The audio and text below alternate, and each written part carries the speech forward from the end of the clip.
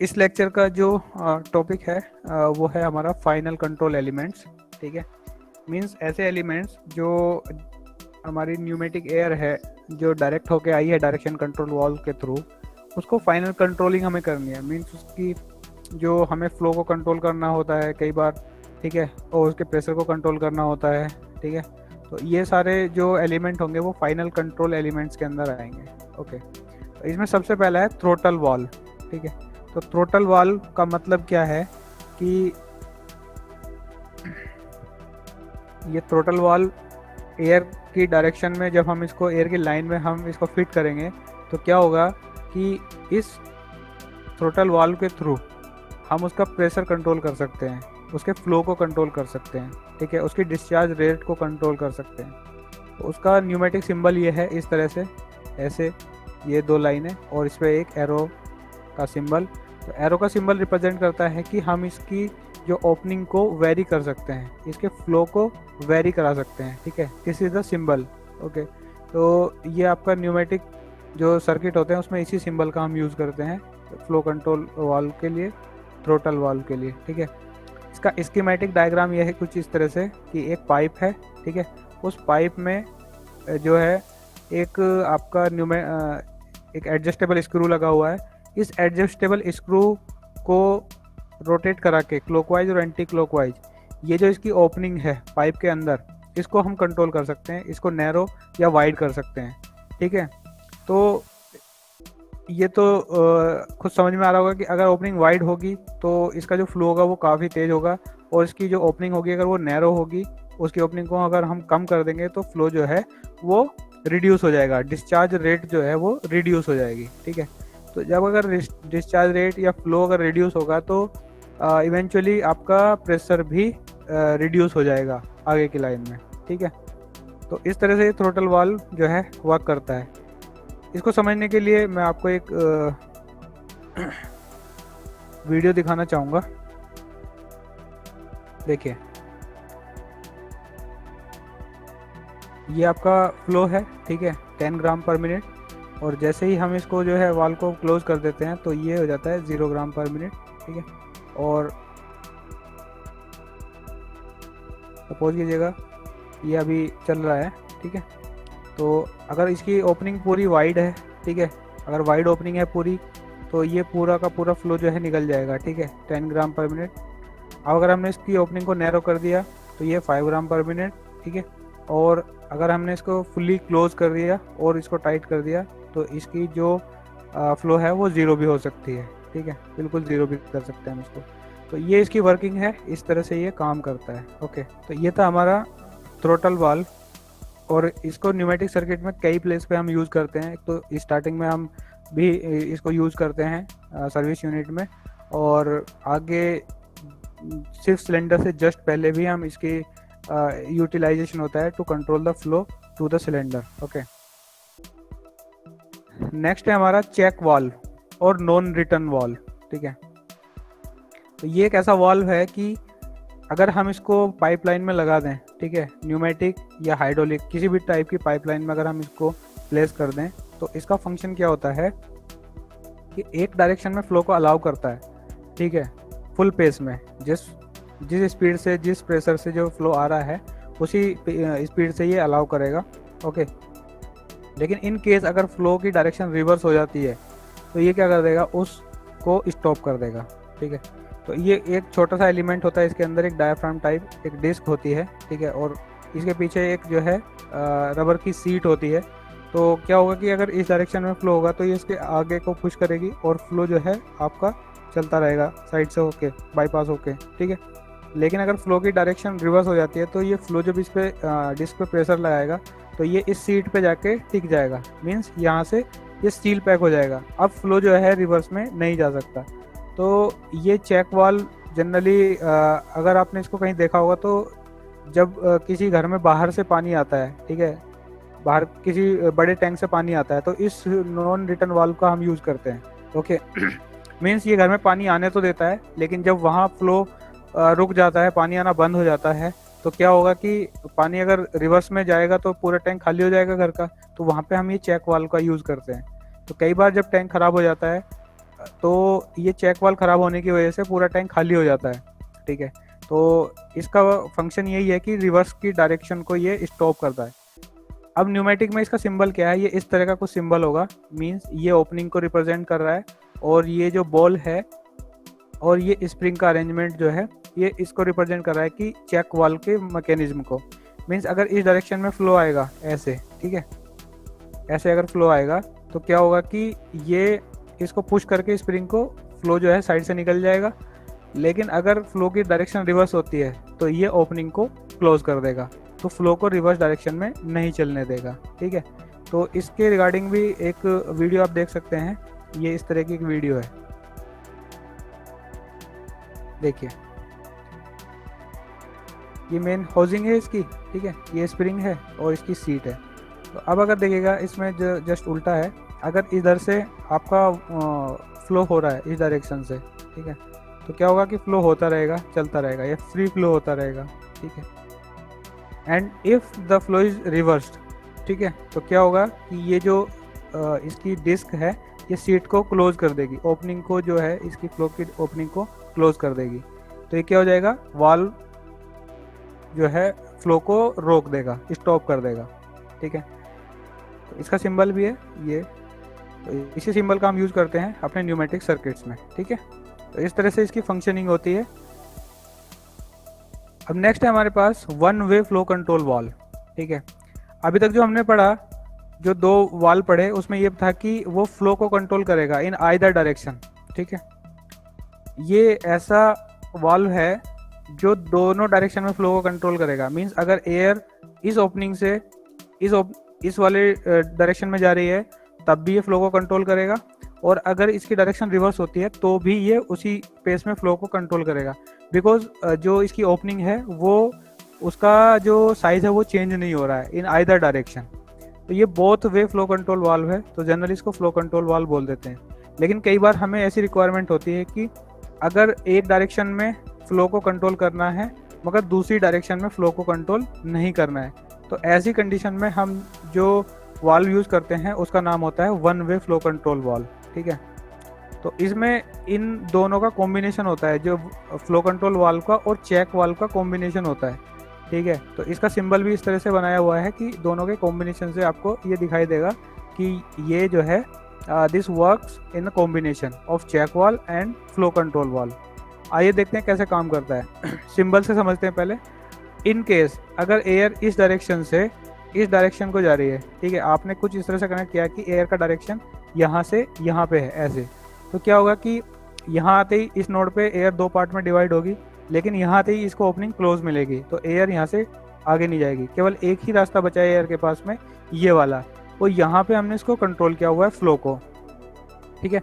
तो एयर केवल इस डायरेक्शन से जाएगी और वो भी कंट्रोल होते हुए, ठीक है। जितना हम ये एरो जो सिंबल है रिप्रेजेंट कर रहा है स्क्रू को, कंट्रोलिंग को, तो स्क्रू को कंट्रोल, स्क्रू के थ्रू हम इसकी ओपनिंग को नैरो या वाइड कर देंगे कंट्रोल फ्लो को कंट्रोल करने के लिए। तो जितनी कंट्रोलिंग हम देंगे उसी हिसाब से एयर जो है पास होगी। बट इन केस अगर इसको हम उल्टा लगाते हैं, रिवर्स डायरेक्शन में फ्लो कराते हैं एयर को, तो क्या होगा कि जैसे एयर इधर आए इस वाले पाइप से एंटर करेगी तो इस नोड पे एयर दो पार्ट में डिवाइड हो जाएगी, ठीक है। यानी कि इसको दो रास्ते मिलेंगे जाने के लिए। एक रास्ता ये वाला है जहाँ पे फ्लो कंट्रोल हो रहा है, और दूसरा वाला ये है जो चेक वाल्व है, और ये रिवर्स डायरेक्शन में लगा हुआ है। मीन्स अब क्या होगा कि एयर के लिए ये वाला जो वे है ये वाइड है, ये तो कंट्रोल्ड है, ये इसकी ओपनिंग तो बहुत नैरो है, और ये एयर के लिए बिल्कुल ओपन वे है। तो एयर जो है विदाउट कंट्रोलिंग, ठीक है, ये इस डायरेक्शन से निकल जाएगी, ठीक है। जिस भी प्रेशर पे एयर आ रही होगी उसी प्रेशर पे, उसी फ्लो पे ये एयर यहाँ से बाहर निकल जाएगी। तो इसीलिए इसको कहते हैं one way flow control valve, ठीक है। अब इसकी जो कंस्ट्रक्शन होता है इसका स्कीमेटिक देख लीजिएगा, कुछ इस तरह से होता है। मीन्स अगर एयर इस डायरेक्शन में जा रही है, ठीक है, इस डायरेक्शन से जा रही है, और आपने इसके थ्रोटल को कनेक्ट किया हुआ है, तो क्या होगा कि ये एयर जो है कंट्रोल वे में अंदर जाएगी यहाँ से, ठीक है। लेकिन अगर रिवर्स में एयर आ रही है, ठीक है, तो क्या होगा कि एयर यहाँ से ना जाके, यहाँ इस वाले वे से ना जाके साइड में जो सील लगी हुई है इसको ओपन करके सीधी बाहर निकल जाएगी विदाउट एनी कंट्रोलिंग, ठीक है। आइए इसको भी एक वीडियो से समझते हैं। ये जो स्कीमेटिक है ये भी एक्चुअल कंस्ट्रक्शन नहीं है। मीन्स इसके लिए हमने दो ओपनिंग दी। एक तो ये वाली ओपनिंग जो हमारी फ्लो को कंट्रोल करती है थ्रोटल स्क्रू के थ्रू, ठीक है, वो ये वाला सिंबल है। और दूसरा ये चेक वाल वाला ऑप्शन है, ठीक है, एक ये वाली ओपनिंग है इसमें, ठीक है। तो अब देखिएगा एयर अगर इस डायरेक्शन से जा रही है, मीन्स फॉरवर्ड डायरेक्शन में जा रही है, तो क्या होगा ये कंट्रोलिंग होगी। ये ग्रीन जो दिखाया हुआ है इसमें मीन्स एयर जो है जब यहाँ पे आ रही है तो यहाँ का तो रास्ता बंद है, ठीक है, चेक वाल का रास्ता बंद है, लेकिन केवल ये वाला खुला हुआ है जो स्क्रू के थ्रू कंट्रोल्ड है, ठीक है, नैरो ओपनिंग। तो यहाँ से एयर जो जाएगी वो कंट्रोल्ड वे में जाएगी। बट अगर एयर रिवर्स होती है तो क्या होगा कि ये चेक वाल को पुश करेगी, ठीक है, और यहाँ से फ्रीली बाहर निकल जाएगी। देखिए ध्यान से,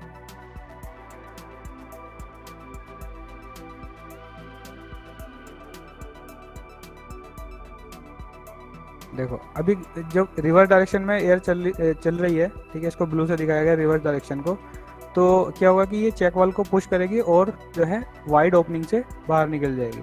तो that's why it is known as one way flow control valve. Means the control of flow is only for one way, ठीक है। तो ये इसकी फंक्शनिंग है, इस तरह से ये काम करती है। अब बात करते हैं क्विक एग्जॉस्ट वाल्व की, ठीक है। क्विक एग्जॉस्ट नाम से समझ में आ रहा है कि हमें एयर को एग्जॉस्ट करना है वेरी क्विकली, ठीक है। तो इसका फंक्शन ये होता है कि जब आपको सिलेंडर की स्पीड बहुत हाई चाहिए होती है, ठीक है, या बिल्कुल हैवी प्रेशर अगर आपको फॉरवर्ड डायरेक्शन में चाहिए होता है, तो क्या करते हैं कि इस flow control quick exhaust valve का हम यूज़ करते हैं, ठीक है। तो इसमें आप देखिए सिंबल कुछ इस तरह से बना हुआ है, इसमें दो चेक वाल लगे हुए हैं, एक ये वाला इधर इस साइड में, और इधर जो है ये क्विक एग्जॉस्ट का सिंबल बना हुआ है। मीन्स जब एयर सिलेंडर के अंदर जानी होगी तो हमें क्या करेंगे कि यहाँ से इसको कनेक्ट करेंगे और चेक वाल को इधर पुश कर देगा और एयर सिलेंडर के अंदर चली जाएगी। लेकिन जब सिलेंडर से एयर वापस आएगी तो वो इस डायरेक्शन में ना जाके क्या होगा कि इस डायरेक्शन में क्विकली एनवायरनमेंट में डिसिपेट हो जाएगी। तो ये इसका स्कीमेटिक सिंबल है, देखिएगा कि अगर हमें सिलेंडर में एयर पहुंचानी है तो हम इस डायरेक्शन इसको कनेक्ट करेंगे मेन लाइन से और इसको कनेक्ट करेंगे सिलेंडर लाइन से। तो क्या होगा कि एयर जो है वहाँ ऐसे जाएगी और इस ओपनिंग के थ्रू निकल के सीधी सिलेंडर के अंदर इंसर्ट हो जाएगी। लेकिन जब एग्जॉस्ट होगा, सिलेंडर से वापस एयर आएगी, तो वो वापस इसी वे में ना जा करके वो क्या होगा कि ये यहाँ से इस तरह से इसको पुश करेगी और सील को नीचे की तरफ धकेल देगी और एनवायरनमेंट में डिसिपेट हो जाएगी, ठीक है। इसको भी एक वीडियो के थ्रू हम देख सकते हैं कि किस तरह से ये क्विक एग्जॉस्ट वाल्व काम करता है, ठीक है। From control valve and air two cylinder, ठीक है, ये सिस्टम है इसका। और ये वाली ओपनिंग टू एटमॉस्फेयर, ओके। तो ये इसकी सीलिंग है, ठीक है। अब एयर का डायरेक्शन जो है वो ऐसे है, रेड कलर मीन्स ये जो है इस तरफ जा रहा है सिलेंडर की तरफ, ओके। और जब एग्जॉस्ट होगा तो क्या होगा, देखिए जब एग्जॉस्ट होगा तो क्या होगा कि जब एयर वापस आ रही है तो क्या होगा कि इस सील ने इस वाली ओपनिंग को तो क्लोज कर दिया, एटमॉस्फेयर में एयर को एग्जॉस्ट कर दिया क्विकली। मीन्स एयर को एग्जॉस्ट होने के लिए पूरा लंबा जो सर्किट है उसका पाइपलाइन को ट्रैवल नहीं करना पड़ेगा, सीधे सिलेंडर से एनवायरनमेंट में एयर चली जाएगी। तो that's why it is known as quick exhaust. इसका वाल्व का जब हम यूज़ करते हैं तो रिटर्निंग या फॉरवर्ड जिस भी डायरेक्शन में इसको हम लगाएंगे उस डायरेक्शन में सिलेंडर की जो स्पीड होगी वो सबसे ज़्यादा होगी, ठीक है। Air is dissipated to the environment, okay. अब बात करते हैं लॉजिक वाल्व्स की। लॉजिक क्या होते हैं? जैसे आपने कंप्यूटर में पढ़ा होगा कि एंड गेट, और गेट, नोर गेट, इस टाइप के आपने गेट पढ़े होंगे, ठीक है। तो जो एक मैकेनिकल कंपोनेंट के थ्रू गेट कैसे डेवलप किए जा सकते हैं वो इसके अंदर जो है हम डिस्कस करेंगे। एक न्यूमेटिक का यूज़ करके एंड या और टाइप के इस टाइप के लॉजिक जो कंप्यूटर में हम यूज़ करते हैं वो हम किस तरह से क्रिएट कर सकते हैं, ठीक है। कितने लोग जानते हैं एंड गेट और गेट के बारे में? टाइप करें यस जो लोग जानते हैं। तो आपने देखा होगा कि उसमें जो एंड गेट होता है, आपने देखा होगा कि 1 × 1 = 1, इस तरह का कुछ होता है, ठीक है। तो उसी तरह का यहाँ पे जो लॉजिक्स हैं, मीन्स अगर आपके पास दो सिग्नल हैं, उनको एक में कन्वर्ट करना है, ठीक है, क्योंकि सिलेंडर के डीसीवी में एक ही सिग्नल जाएगा एक डायरेक्शन में, ठीक है। तो सिलेंडर को एक्चुएट करने के लिए एक ही सिग्नल चाहिए होता है, लेकिन अगर आपके पास मल्टीपल सिग्नल आ रहे हैं, ठीक है, 3-4 पॉइंट से सिग्नल आ रहे हैं और सिलेंडर को एक बार एक्चुएशन करना है, तो उसके आपको लॉजिक्स बनाने पड़ेंगे। किस पॉइंट से क्या सिग्नल आ रहा है, किस जगह से सेंसिंग हो रही है, किस जगह से नहीं हो रही है, तब आपको सिलेंडर का एक्चुएशन करना होता है। तो आपको लॉजिक्स वॉल्व की रिक्वायरमेंट होगी, आपको लॉजिक्स क्रिएट करने पड़ेंगे, ठीक है। बट अगर हम प्योर न्यूमेटिक की बात करें तो प्योर न्यूमेटिक के केस में क्या होता है कि हमें वो लॉजिक्स जो है हार्डवेयर में बनाने पड़ते हैं। अगर हम कंप्यूटर का यूज़ कर रहे हैं, पीएलसी का यूज़ कर रहे हैं, तो हमें सिर्फ प्रोग्रामिंग करनी होती है, एंड गेट और गेट की, सेंसर्स की इनपुट वहाँ से ली और उस लॉजिक्स में हमने कंट्रोलर में उसको कनेक्ट किया और कंट्रोल के अंदर जो है प्रोग्रामिंग कर दी, उसके अंदर लॉजिक्स बना दिए और आउटपुट आपका निकल के आ जाएगा बहुत easily. But before the time of electronics all the things were done mechanically. तो ये मैकेनिकल वाल्व्स जो हैं, एंड गेट और गेट किस तरह से काम करते हैं, आइए डिस्कस करते हैं इसको, ठीक है। देखिए ये लॉजिक और वाल्व है, यहाँ पे लिखा हुआ और, इसको शटल वाल्व भी बोलते हैं नॉर्मल लैंग्वेज में, ठीक है। अब इसका फंक्शन देखिएगा, जो और वाल्व का फंक्शन है ना, वो पूरा का पूरा फंक्शनिंग वही है इसमें। और का मतलब अगर ए और बी दो टर्मिनल हैं, 1 और 2, ए और बी, और सी जो है वो आउटपुट है, ए और बी इनपुट है और सी आउटपुट है। तो देखिए क्या क्या लॉजिक्स हो सकते हैं। अगर ए ऑफ है means there is no compressed air here, and B there is no compressed air here, तो सी भी क्या होना चाहिए, ऑफ होना चाहिए, ठीक है। दूसरा इनपुट, अगर एक ऑन है और अगर हम ए को ऑन कर देते हैं और एक ऑफ है, ये वाला ऑफ है, ठीक है, तो उस कंडीशन में क्या होगा कि आपको आउटपुट मिलेगी। कोई भी एक ऑन है तो आउटपुट मिलेगी। अब अगर ए ऑफ है, बी ऑन है, ठीक है, तो अभी आपको आउटपुट मिलेगी। और अगर दोनों ही ऑन है तो भी आपको आउटपुट मिलेगी, ठीक है, दोनों ही कंडीशन में आउटपुट मिलेगी। इट मीन्स जो पहले इनपुट मिलने लगेगा, ठीक है, जो पहले इनपुट आएगा वो ही डोमिनेटिंग होगा, उसके अकॉर्डिंग आपको आउटपुट मिलने लगेगी इसमें, ठीक है। तो ये इसका स्कीमेटिक कंस्ट्रक्शन है, ठीक है।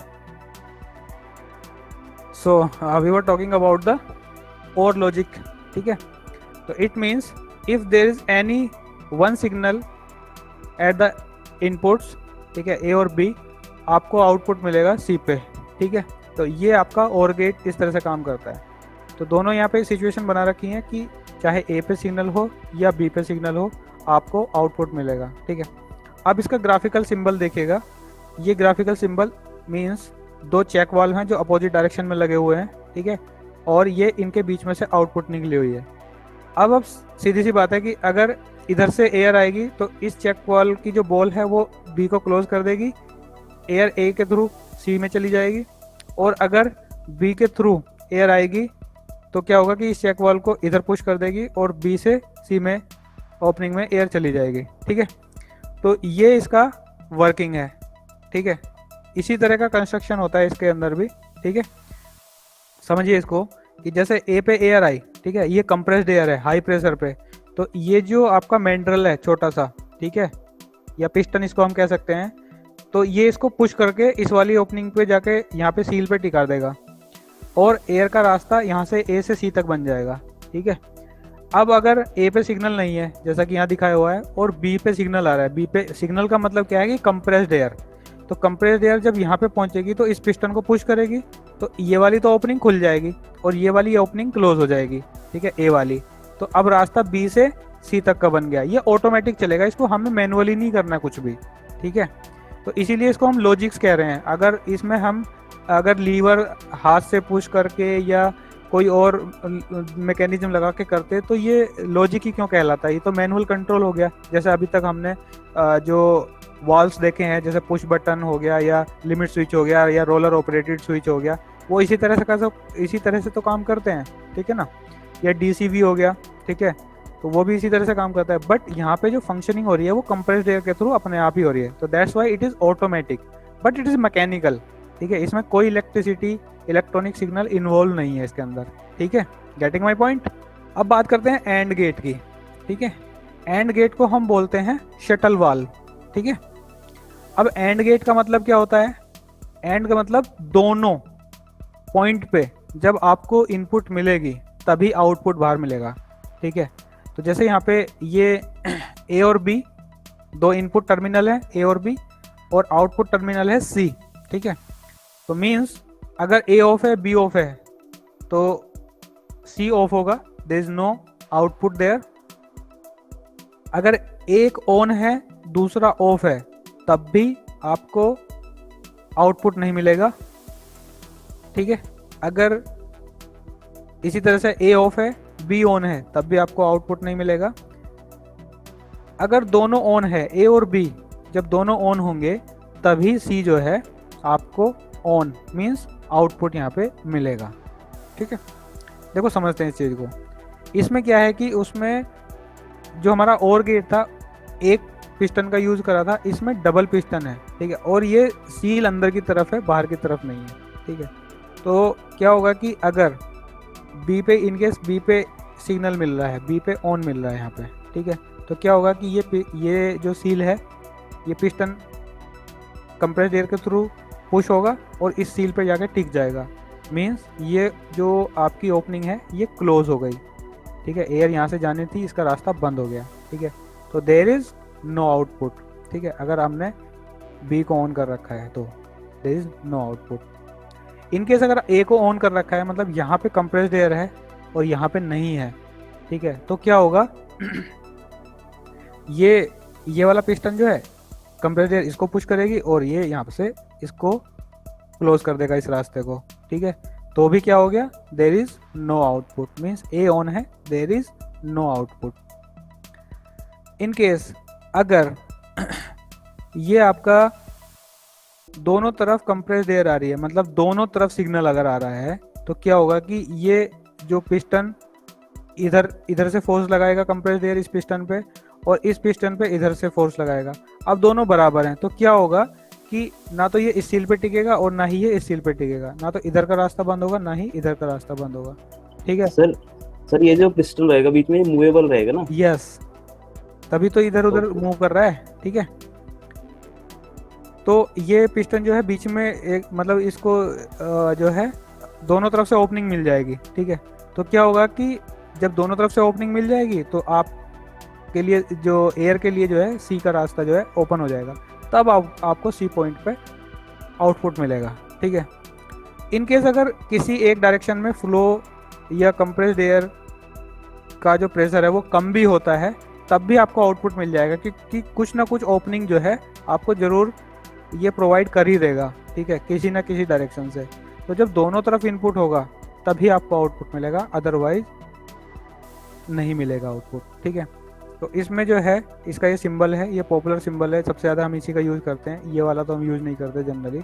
तो ये बिल्कुल इसी तरह से बनाया हुआ है कि एयर इधर आई, इसने इसको ट्रैप कर दिया, अगर एयर इधर से आई तो इसने इधर ट्रैप कर दिया। जब दोनों तरफ आएगी तब ये पिस्टन बीच में इसकी पोजीशन कहीं होगी और तब ये दोनों ओपनिंग खुलेंगे और सी पे आपको एयर मिलेगी, कंप्रेस्ड एयर, मीन्स आउटपुट आपको मिलेगी। ठीक है, नेक्स्ट है वर्किंग एलिमेंट्स। ठीक है,